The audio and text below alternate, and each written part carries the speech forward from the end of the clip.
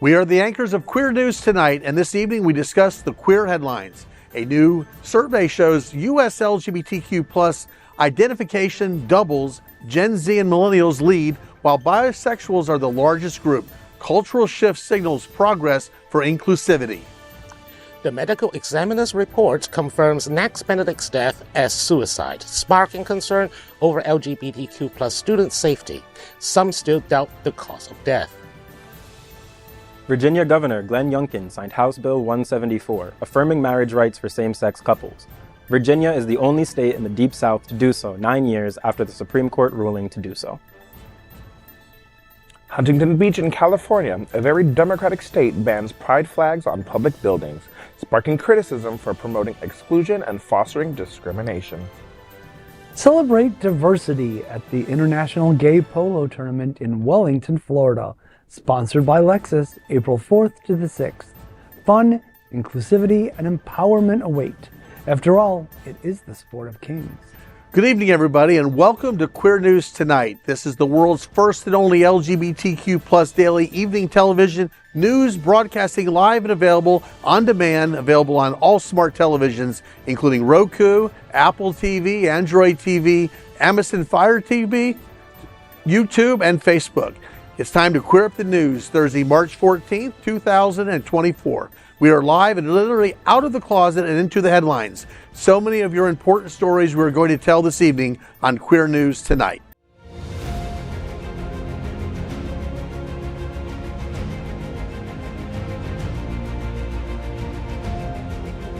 This is the world's first live daily LGBTQ evening news show, literally out of the closet and into the headlines on Queer News Tonight.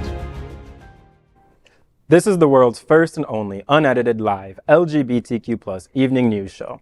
Whatever happens, unique in LGBTQ plus news, you will see it and hear it. Hotspots Magazine, Happening Out Television Network, is a non-profit 501c3 media company in the same model of PBS and NPR, but designed for the LGBTQ plus community. Our mission is to support the 11 pillars of our LGBTQ plus community. We want to inform and educate the key issues of our queer culture, the Black community, Latino, lesbians and queer women, trans, student and youth, seniors, HIV and AIDS healthcare, business, social justice, and faith. Help us support our community. We are part of one of the largest LGBTQ plus nonprofit media companies in America, Hotspot Magazine and Happening Out Television Network. In 2024, our magazine is celebrating 40 years of the LGBTQ plus experience, and our television news, talk, and entertainment shows support our mission to educate the LGBTQ plus and broader community. Let's meet tonight's anchors at Queer News Tonight. Let's welcome James Lyons IV. He is a political scientist and entrepreneur and co-founded the BLREA, a family real estate brokerage. In 2023, he established Lyons Labs to empower diverse small business owners and community leaders in navigating the evolving landscape of artificial intelligence and emerging technologies. Welcome, James. Thank you. Happy to be back. How's everything going? Great. Let's welcome Dr. Bobby Huen, a good friend. He is a certified civil and family mediator and a founder of BH Conflict Resolution Services. From Hong Kong and having grown up across the world, he can offer a queer global perspective on current events. Welcome, Bobby. Thank you, Bobby. There are two Bobbies. Let's welcome Jasmine Pryce Lords. This drag queen is known as the plus-size Barbie and the bearded beauty, and she is. She is the Florida mother of the iconic House of Lords. She is the current MX Imperial Sun Court of all Florida and the current Miss Pub on the Drive at large. You can catch her at many of the popular venues in South Florida, including Friday nights hosting the popular RuPaul's Drag Races viewing party at the Well in Wilton Manors. Welcome, Jasmine. Hello, hello. Glad to be back. Let's welcome anchor Gregg Shapiro. Gregg's 9th book, Refrain in Light, was selected for the Poetry Mutual 10 Best Poetry Books of 2023. His entertainment coverage, including celebrity interviews, runs in a variety of print and online publications. Welcome, Gregg. I'm so happy to be here. And tonight, lead anchor Bobby Blair. And I was supposed to say that. Former world-ranked professional tennis player Bobby Blair with a victory over Wimbledon champion Pat Cash. He created the largest LGBTQ plus print media company in the United States. He is also the founder and CEO of LGBTQ Loyalty, which launched the first LGBTQ financial products on the New York Stock Exchange and the NASDAQ with LGBT as the stock symbol for the very first time. We are the reporters for Queer News Tonight, and this evening we begin with the queer headlines. The LGBTQ plus community in Florida and South Florida and across America and around the world. Our community across the world is vast, and here are the bullet points of the queer news for today. First, this evening, let's queer up USA View. New study, percentage of U.S. adults identifying as LGBTQ plus doubles since 2012. A new survey conducted by Gallup reveals a significant increase in the proportion of U.S. adults identifying as LGBTQ+. According to the survey, 7.6% of Americans now identify as LGBTQ+, up from 5.6% in 2018 and 3.5% in 2012. The survey interviewed over 12,000 Americans across all 50 states and the District of Columbia. Bisexuals made up the largest group within the LGBTQ plus population, followed by gay individuals and then lesbians. The survey revealed that younger generations were twice as likely to identify as LGBTQ plus, with over 1 in 5 Gen Z adults and nearly 1 in 10 millennials identifying as such. Additionally, women were nearly twice as likely as men to identify as LGBTQ plus. The survey noted a significant increase since 2012 in the percentage of U.S. adults identifying as something other than heterosexual. Furthermore, recent studies show that Gen Z is increasingly embracing fluid labels like queer over traditional binary labels like gay or lesbian. Irrespective of what conservatives say or do, these facts signal progress for the LGBTQ plus individuals in America and highlight a cultural shift towards inclusivity and recognition of diverse sexual orientations and gender identities. Most striking, the results demonstrate the trend that younger Americans less fearful to express sexual orientations. The scientists suggest this is not based on changes in human sexuality, but rather the desire to be more authentic and expressing their sexuality. If the trend continues, LGBTQ plus centered politics in America will change drastically and very likely in favor of the queer community. This is really great news, everyone. Greg, what are your thoughts? Well, I keep thinking that if only the concept of safety in numbers really translated to real safety for LGBTQ plus adults. I mean, the numbers are impressive, but I don't know. It does feel like good news, but we also know it's the kind of thing that makes the Heritage Foundation, makes their sludgy blood run cold, even colder than it is. And then we have this Project 2025 to deal with that's coming up. So it's good news, but I'm going to bring the dark cloud, if I may. Bobby, what do you think? I think it is a very important reminder for Gen Z and millennials that you must register to vote. I know a lot. I have spoken with some of my cohorts, including some of my very young cohorts in the activist space. Some of them are not very happy with with President Biden over a variety of issues. But what I'm going to say is this: you either choose the one guy who partially agrees with you, or if you don't vote or you vote third party, that means that you're going to find the person you hate most in the Oval Office. It is not, is it ideal? No. Should we have ranked choice voting? Should we have other parties? Sure. But we are stuck with a two-party system, and right now there are two people running for president, essentially. So please register to vote. Thank you. Jasmine, what do you think? I may be slightly younger, and I don't find this to be as surprising as I think it sounds. I was the only gay boy in my school, but the boys I made out with, clearly I wasn't the only one, right? I just think we're coming to a time where a lot more people are talking about it and embracing it. I think the generation of the people I went to school with are now having kids, and my generation is a lot more accepting, so they're teaching their kids to be open and honest. And I think it's just, as the world is evolving and changing, people are just admitting it more. They're more in a safe space, which is what's fueling the people, like you're saying, it's those people who are on the opposite end of that mindset who are now being so fearful, which is why they're putting so much politics and things in place in schools to kind of counteract the progressive thoughts that I think our generation is really moving. James, you? Yeah, I agree with a lot with what Jasmine is saying. I think also having a bit of a younger perspective, being a Gen Zer myself, we have, I think, it said we're twice as likely to identify as LGBTQ. And I think that comes from, again, there is some safety in numbers, I would say. Like for my generation, we are one of the first generations to be able to grow up with openly out queer elders. And so the influence of that, I think it makes it at least a lot more capable for someone to say, oh, wait, I'm not alone. I'm not weird or other for feeling this way. This is a normal thing that plenty of other people have experienced. Right. And I also think, too, what's fascinating to me is the shift towards more, I guess, like umbrella terms like queer, as opposed to identifying explicitly with, gay or lesbian or bi. And I think that also speaks to my generation's shifting perspective on gender. I think because we've come to be raised with a broader interpretation of gender, labels like gay and straight are becoming a little bit less meaningful because a lot of us are questioning, like, does gender even exist, is a conversation I'm having with my peers now. I think Hollywood has also done a really good job over the past 10, 15 years in bringing content to the table. And I remember one of the shows I thought that made a really big difference was Glee. You had so many different personalities and kids from different walks of life. And so when you have a show like that and a kid can say, that's me or that's me, I have a friend that's different, I have a friend. So I really think Hollywood has helped lead this in a very, very positive way.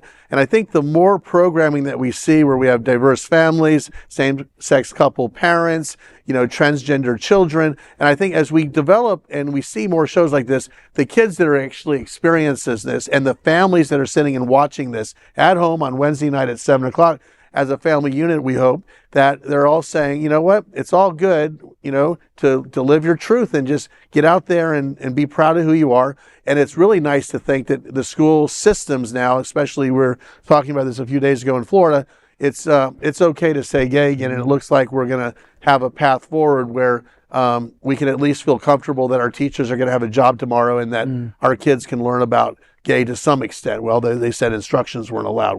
We'll see how that goes. Yeah. As one of the elders, by the way, you're welcome. Thank you. Thank you. Well, thank you. Bobby? Sure. Next, let's queer up trans rights. State medical examiner rules Next Benedict's death was a suicide. The death of Next Benedict, the 16-year-old student from Owasso High School, has been ruled a suicide by the medical examiner's office. Next, who identified as transgender and used he and they pronouns, passed away on February 8th, just a day after a reported fight at school. His tragic death has become a focal point for LGBTQ plus activists, who argue that recent hateful legislation passed in Oklahoma has made schools less safe for queer and trans students like Nex. According to reports, Nex faced bullying at school due to his gender identity. Body camera footage released by police showed Nex lying in a hospital bed, recounting an altercation with fellow students. The Owasso Police Department stated on Facebook that they had indications suggesting Nex's death was a suicide, but they were waiting for the final results from the Oklahoma Medical Examiner's Office. After this new development, Margaret Coates, the superintendent of Owasso's public schools, acknowledged Nex's cause of death and urged students to seek counseling in case they are struggling with the news. On February 26th, students at Owasso High School staged a walkout to condemn a prevalent culture of unchecked bullying. Kane, one of the organizers who preferred to be identified by their first name only, highlighted the speculation surrounding Nex's tragic passing. Kane emphasized bullying as a primary factor contributing to the death. U.S. Department of Education is investigating Benedict's death and will likely challenge the medical examiner's conclusion. Well, for one thing, I don't trust the Oklahoma State Medical Examiner's Office as far as I can throw them. And secondly, Oklahoma is one of the hotbeds of anti-LGBTQ legislation. Their superintendent, Ryan Walters. Yes. Thank you. Ryan Walters is openly Christian nationalist and literally call for persecution of LGBTQ students in their schools. He appointed Lips of TikTok. Shia, whatever his name. Don't say her name.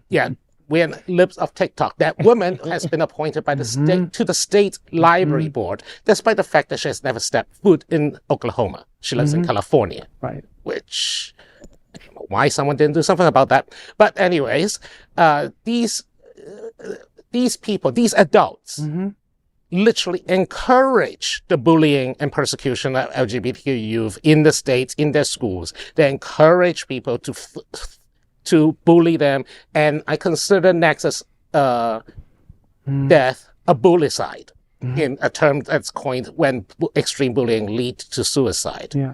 These students should be held accountable. These bullies should be held accountable. The parents should be held accountable, and those who encourage them on social media should also be held accountable. Ryan Walters, his resting bitch face and his gay haircut, he needs to lose his job as Oklahoma Superintendent of Public Instruction, a position for which he has repeatedly proven to be completely unqualified. Also, bear in mind that Oklahoma is also the very first state to spend taxpayer money to create an explicitly religious, and in this case only Christian evangelical, of course, public school. This is where, even in a state like Oklahoma, where organizations like we have here in South Florida are so needed, because we're one generation away from all this craziness going away. If young people can be inspired by local organizations, the young people like James, they're inspired to make change, make a difference. They start running for council. They start getting positions in government that can mitigate this from happening, or at least we have a great voice in these different departments, whether it be the health department, whether it be the HR department in the police department, or wherever it is. I think that we've got to have our older generation of people like us that are fighting so hard for this to inspire our youth to take action, get involved, become part of government, become part of policy, because then we can wake up with an era of people like James leading us, and where we're integrated in all of the moving facets, so something like this can't get traction and be historical in nature. Go ahead, sir. I'm going to say, not to be a pessimist on the table, but I don't know if I necessarily believe that we're a generation away. And speaking from a Black perspective, like how we're still dealing with racism, right? Y'all's generation owes me and my generation, because why am I dealing with that shit that y'all should have solved? So I also have to push back on this notion that my generation is going to change stuff.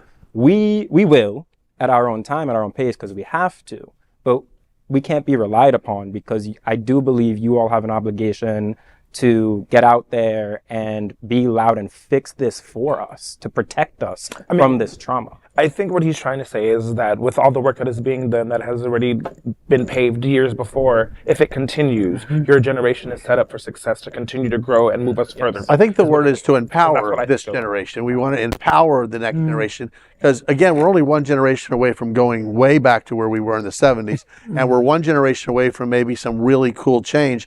And I think it's the job of us in our 50s, 60s, have been around a little bit, to empower our youth, give you the tools, give you the encouragement, really, really help you feel excited about going out and doing something great, because it's going to be in your hands very soon. Well, it wouldn't be so bad to go back to the 70s, because activism was happening then.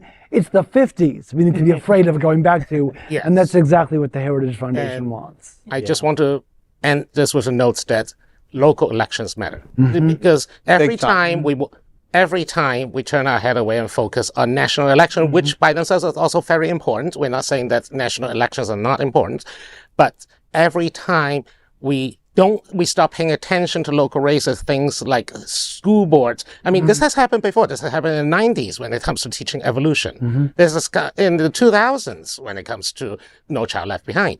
And now it's about LGBTQ issues and other discrimination-related issues. Every time when we stop paying attention, we become complacent. The conservatives sneak right in and staff the board full of flag Christian nationalists and flag raving crazies, and we have to fight it all over again. We cannot stop looking at the board at this point. A lot of work to do. James, you're up next. Yeah, next let's clear up politics. Virginia becomes the only Deep South state to codify marriage equality. In 2015, the Supreme Court made marriage equality the law of the land, while states had laws that prohibit gay marriage on their books. 9 years have passed, and many of those states still have those laws on the books. The first Deep South state, though, changed that this week. Republican Virginia Governor Glenn Youngkin signed into law House Bill 174, affirming marriage rights for same-sex couples. Introduced by Delegate Rosia Henson, the bill garnered huge support in the General Assembly. Equality Virginia's executive director, Nerissa Rahman, lauded Youngkin's decision, saying, quote, 2 years into this term, Governor Youngkin has shown leadership and inclusivity and has finally listened to his constituents, his signing of HB 174.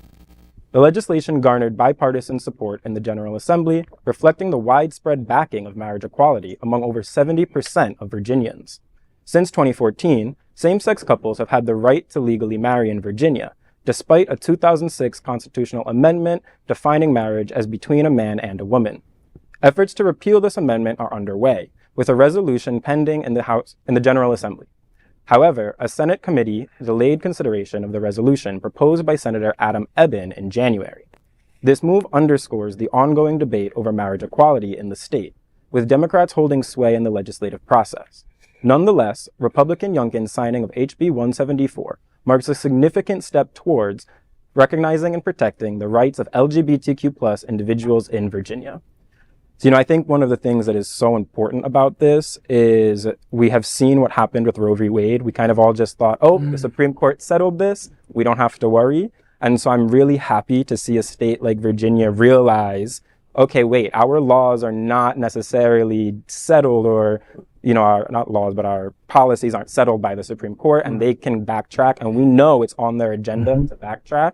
And so I'm really hoping we see more states start to follow Virginia's lead in that regard. Well, it is a big deal for the notoriously anti-LGBTQ plus Youngkin, but I still don't trust him. I mean, he's not doing it out of the goodness of his heart, because I don't think he actually has a heart, but it does make me wonder if he's doing this like with his eye on maybe a 2028 presidential run or something. But the thing is, Virginia is a slightly different case among many southern states. First of all, Virginia is barely the South anymore. Yes, well, DC suburb. Yeah, it's a DC suburb, especially the portion that's closer to DC. Yeah. I mean, Virginia Beach still have the Jerry Falwell and the Pat Robertsons of the world, but the other side is not. So I don't expect this trend will actually lead downwards to other Deep South states.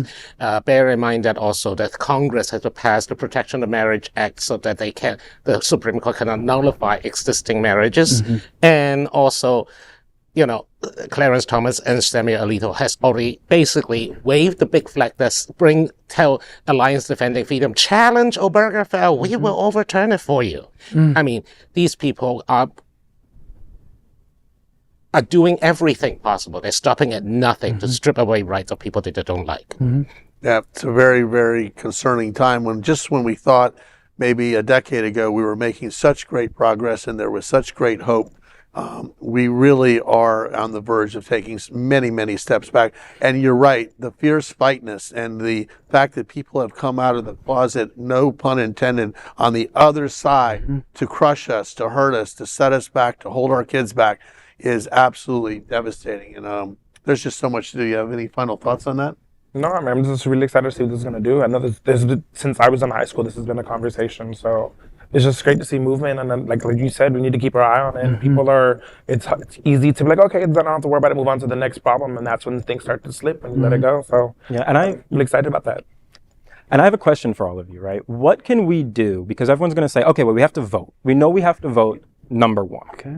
Besides going to vote, what can we as a community do to organize, to get the message out there, to hold our elected leaders accountable when we're seeing, in this case, it's a good policy, but we have a lot of not so good policies going on. And what do we need to do to be able to push for our rights beyond just casting a ballot once a year? So I think I have a very strong opinion on this. I think our community does a wonderful job of saying the big things: get tested, go vote, But then what? Vote on what? We don't do nothing about education. You get tested, you find out you're positive. We don't talk anything about what the next steps are, what that looks like, how to find help, what living with that means. We don't talk about go out and get vote. But okay, cool. Vote on what? We don't teach what's happening, what these words mean, and expect people to go out and vote, and they don't know what it is. It's intimidating.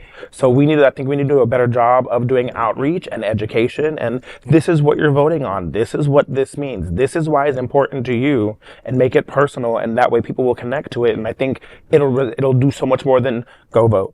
That is so well said. Yeah, I mean, outreach and education are important because I think what happens is you do get complacent, you get comfortable, but then you start seeing your rights being stripped away. I mean, hopefully we won't get to that point, but that's the thing. You want to avoid that you want to stop that from happening. So tell your friends to register and vote. I mean, I really think that's essential. Voting is the way to get your voice heard. You know, I will say social media, for a lot of people, they don't like it. But for some people that are using it well, maybe we're going to educate people on having a voice. I mean, not everyone can sit at this table, but they sure can open up a TikTok account and really start voicing their opinions. They can reach out and maybe build a following of thousands of people that believe the same way they do. Maybe it's a coalition. Let's put social media and make it our friend. I mean, Barack Obama got elected because of social media. Donald Trump got elected because of social media. They're making big announcements and big changes on social media all the time. So maybe it's social media becomes the friend of the next generation that has the voice, and they don't need to be on a show. They don't need to have to do all the things we've had to do traditionally to get the word out. And I know it has a negative connotation, but maybe if we dumb down the conversation and break down, this is what this means in a way that is easy to swallow, easy to understand, because they try to hide a lot of this stuff in big words and lots of pages, so that way it's too much to worry about. Yeah, keep it simple. A 15-second short on TikTok may be a wonderful idea to educate. This is what this means if you're going out to vote today. And get 1 million views. Can you imagine? You're making a difference. Jasmine, you're up next. Alrighty then, next let's queer up politics. This popular California beach town just voted to ban LGBTQ plus pride flags on city buildings. Pride flags, a symbol of inclusivity and support for the LGBTQ plus community, have been banned from city buildings in Huntington Beach, California. According to NBC News, the decision comes after more than 58% of voters cast their ballots in favor of Measure B, which prohibits cultural flags like those representing pride, breast cancer awareness, and religious affiliations. Exceptions to the ban include city, county, state, and American flags, as well as commemorative banners for POW and MIAs or the Olympics. However, any other flag will now require a unanimous vote by the city council for display. Critics of Measure B argued that it fosters discrimination and removes crucial support for marginalized communities. Peg Coley, executive director of the LGBTQ Center Orange County, also condemned the decision, blaming the hateful majority of the city council. Meanwhile, GLAAD labeled the ballot extreme for perpetuating division and exclusion. The decision comes amidst a concerning rise in the hate crimes against LGBTQ plus individuals in Orange County, with a staggering 126% increase reported in 2022 compared to the previous year. However, this is not an isolated incident. Michigan's Hamtramck and Connecticut's Enfield city councils recently banned pride flags from public buildings. Such bans have been implemented in conservative school boards since 2020, including Utah, Oregon districts banning Pride and Black Lives Matter flags. In Iowa last year, a bisexual teacher faced suspension for displaying a rainbow flag during a presentation.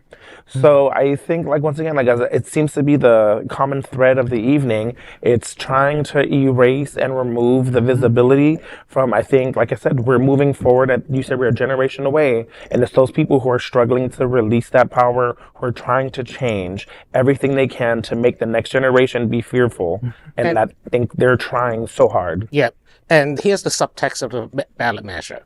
It says that they're very careful with this ballot measure because it's technically neutral. So you cannot put up the pride flag, but you cannot put up religious flags. So Christian nationalist flag is out, breast cancer flag is out, whatever flag is out, except if there's a unanimous vote in the city council. So who's going to vote against a breast cancer flag? Orange County, Huntington Beach especially, is a particularly MAGA city council. So very much, very conservative, very prejudiced, very lips of TikTok flavored city council. And so what the trapdoor is that, yeah, we're going to unanimously vote for breast cancer. We're going to unanimously vote for Christian nationalist flags. But, any queer flags, we're just going to vote against, even with one vote. I'm hoping that the state government in Sacramento is paying close attention and sue the living pens of them out. Well, it's interesting because Orange County used to be a conservative bastion and stronghold, and it's becoming a little more purple than red. That's, of course, what makes this story so troubling, and that is, as Peg Coley said, a, quote, hateful majority, end quote, retains control of the city council. Hopefully, less conservative voters can, as we keep saying over and over, vote them out. So get out there and vote. Yeah, and vote them out is the exact word. And, where is the LGBTQ Huntington Beach community in this? They should have been part of this headline that they did something really dramatic to bring notice to this awful, ruling. I understand they're not going to vote that you can't have a breast cancer awareness, but, I'm also surprised a little bit, even in Huntington Beach, California is very friendly to us. And, how in the world did Huntington Beach get upside down? It's crazy. Orange County has always been very Orange County is the place where Reagan and Nixon comes from. Right. So Orange County, California wasn't so blue back in the day. Hell, even 20 years ago, it wasn't so blue. Remember, Kathy McCarthy, the former speaker, come from California. Yeah. There was a hotbed of conservatism just outside of LA, just, in that area in Orange County. The problem is that, as the area become more progressive, some people are just digging in their heels. Extremism exists when some people are backed to the corner. Yeah, having been in LA for 4 years and having that publication Frontiers there, was like, I would have been shocked that somebody didn't go down there and really, really cause havoc at these council meetings and to really bring awareness to this before we had to read about it after the fact. I'm very surprised by that. Even though we're saying it's somewhat of a conservative area, I can tell you one thing, West Hollywood is not conservative. There's a lot of leaders there. There's a lot of money there. And I'm just surprised somebody didn't take this lead on it and take some responsibility and not talk about it after the fact. Let's talk about it before they voted. Yeah. Well, I think I want to go back to what this Bobby was saying about between two Bobbies about the, California is a blue state, but there's still these red pockets. I think this is a great reminder. Every single state in America is a purple state. We do not actually have red states and blue states. We have purple states. And if you look at any map of any state, you will see those counties. You will see your blue cities and the suburbs close to it, and then your more red rural areas, and some cities, of course, go red, but on average, that's the way the trend goes. And so I think, too, with this, again, this is a reminder that even though you might think, okay, yeah, I'm in a blue state, you still have work to be done. For sure. And this also goes back to another thing you said about focusing on local elections. A lot of Americans don't realize the majority of laws that affect your life are made in your state government, not Washington. And the United States is actually very interesting for that. If you compare us to Europe, you'll actually see for countries in the European Union, they have more laws made in Brussels than their country's capitals. But here in the US, we are actually legislatively more like individual countries because our state's governments have more say and swing in your daily life than our federal government does. It's on average about 55% of laws in your state government, 45% of laws coming from Washington that affect your daily life. America. That's amazing. Greg, what do you have for us today? All right, now we're going to queer up sports. All right. The International Gay Polo Tournament returns April 4th to the 6th. It's called the Sport of Kings. Get ready to mark your calendars because one of Wellington, Florida's most exciting events of the spring season is just around the corner. Held in Palm Beach County, the International Gay Polo Tournament is back, and it promises a weekend of vibrant fun, inclusiveness, and equality. Once again, Lexus, known for its commitment to luxury and diversity, will sponsor the 2024 GPL event, which will take place from April 4th to the 6th at the Patagones Polo Club. This colorful event celebrates the LGBTQ+ community in sports and beyond, creating a culture of togetherness and empowerment. The LGBTQ+ event is unique in the world and continues to represent the diversity of the South Florida community. The next weekend will feature a robust itinerary, including the annual Players Welcome Reception on April 4th, the GPL Polo Teeny Wigstock Party on April 5th with cocktails, light bites, and a fabulous drag show, and the main event tournament on April 6th. Players from around the world will compete in the Senators Cup and the Founders Cup. Starting at 1 p.m., the Alexis International Gay Polo Tournament welcomes everyone to join in the excitement. For more information and sponsorship opportunities, visit gaypolo.com. You don't want to miss out on this unforgettable weekend. So my husband Rick, who writes about travel and culture, he attended the International Gay Polo Tournament a couple of years ago.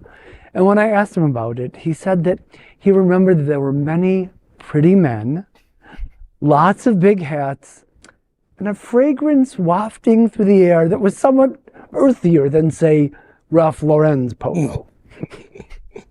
Well, it is. I mean, I can make 10,000 polo jokes about how, attrition the sport is, how, very much, the pretty lady, the scene in Pretty Lady when Julia Roberts came third. Yes.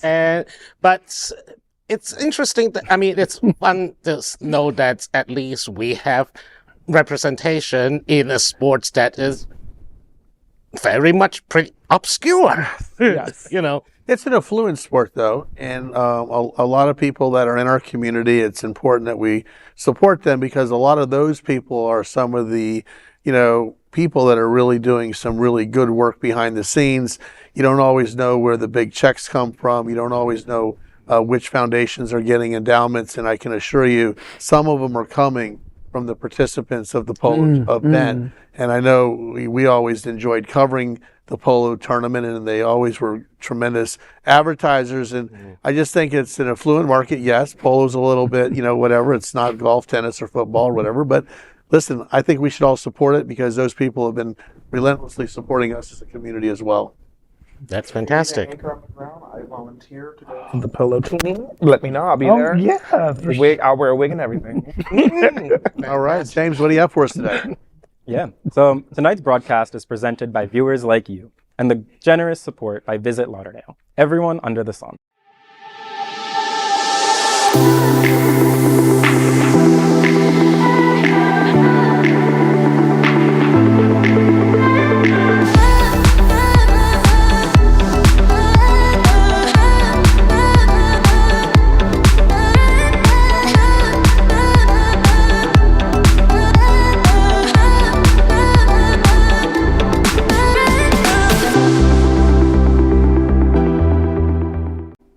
Next, we are proud of our special partnership with Sunshine Cathedral, the world's largest queer church located right here in Fort Lauderdale. Supporting that partnership, we are broadcasting from our permanent set here at Sunshine Cathedral at the Happening Out television studios. We broadcast Sunshine Cathedral's Sunday International Service at 10:30 a.m.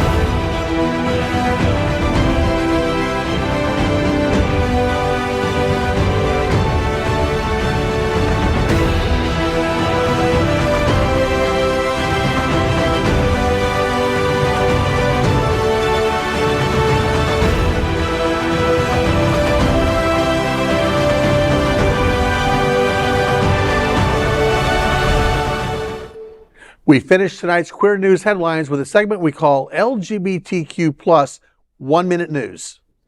LGBTQ plus 1 minute news. Let's queer up the worldview. France considers back compensation to victims of anti-gay law. France's lower house passed a bill recognizing and compensating those convicted of homosexuality from 1942 to 1982 under anti-gay laws. The legislation aims to reimburse fines and compensate those imprisoned for being gay. Justice Minister Eric Dupont-Moretti apologized to the affected individuals, acknowledging the totally unfair repression. The bill, unanimously approved by the lower house, awaits examination by the Senate. The anti-gay law persisted post-Second World War, resulting in conviction of an estimated 10,000 individuals, primarily gay men. Current estimates suggest that 200 to 400 people may be eligible for compensation. The LGBTQ community is moved by this decision. LGBTQ plus 1 minute news. Let's queer up South Florida and Florida. RIPTIDE approaches sellout for world's greatest LGBTQ plus water park party on May 31st. Get ready for the ultimate celebration at one magical weekend, one of the world's largest LGBTQ pride and music festivals held in Orlando, Florida. The highlight of the weekend is RIPTIDE, which will be held on May 31st at Disney's Typhoon Lagoon Water Park. DJ Polo will be one of the DJs on the main stage, and DJ Stu will be at the Bear Lagoon stage. You can dance, enjoy the water rides, lounge in a private cabana, all kinds of great fun. Thousands attend this private event, and it is the largest LGBTQ water park party of its kind in the world. Hotspot's Happening Out is one of the presenting sponsors of the event. We recommend you secure your spot now as it's approaching a sellout. So I suggest get to onemagicalweekend.com. Get your tickets before they're sold out, everyone. LGBTQ plus 1 minute news. Let's queer up drag culture. The Boulet brothers, Dragula, announce National USA Tour and a bloody good time. The Boulet brothers, renowned horror host and drag icons, unveil the Boulet brothers Dragula Season 5 National Tour, featuring hosts Dracmorda and Swampthula Boulet, along with drag supermonster Niru X and finalists Blackberry, Orgotic, and Throb Zombie. The tour promises a bloody good showcase of progressive drag and modern horror, with stops in major North American cities like New York and Los Angeles. The tour kicks off in May and June, following the success of its 5th season, which ranked amongst Shudder's top titles in 2023. Tickets for the tour go on sale this Friday, March 15th. Fans can expect an expertly crafted and haunting experience. You can kill for tickets at livenation.com. LGBTQ plus 1 minute news. Let's queer up entertainment. Has Kevin Hart reformed his homophobic jokes seeking new relationship with the LGBTQ plus community? This week, Kevin Hart reflected on his past controversies with the LGBTQ plus community, admitting to a come to Jesus moment after facing backlash for homophobic tweets resurfaced in 2018. Initially resistant, Hart eventually apologized for his past remarks, acknowledging the need for education and growth. Despite criticism and controversy surrounding his apology journey, Hart now emphasizes the importance of learning and evolving from past mistakes. He talked in the Wall Street Journal magazine's Spring 2024 men's fashion issue about insights into his personal growth and understanding. Is Hart trying to connect to the LGBTQ plus community? That is today's news for the LGBTQ plus community on the world's first and only daily LGBTQ plus evening news show. If our community is important to you, share this news with your friends and family. Are you, like most of America, part of our very large television audience watching this live LGBTQ plus news broadcast right now on Roku, Apple TV, Android TV, and Amazon Fire TV? Queer News Tonight is the only live LGBTQ+ digital television show in the world that is out of the closet and into the headlines. We need your support. If our community is to grow, we must tell our stories and bring them to the attention of the broader world. This is the only place in the world that tells these types of LGBTQ+ stories in motion and sound. That is the passion of the Hotspots magazine, Happening Out television network, and Queer News Tonight. I'm your anchor, Bobby Blair, and on behalf of these LGBTQ plus reporters and news anchors tonight, including James Lyons IV, Dr. Bobby Huen, Jasmine Pryce Lords, and Gregg Shapiro, we will see you daily at 8 p.m. To our LGBTQ plus worldwide audience, we wish you a good night. Good night.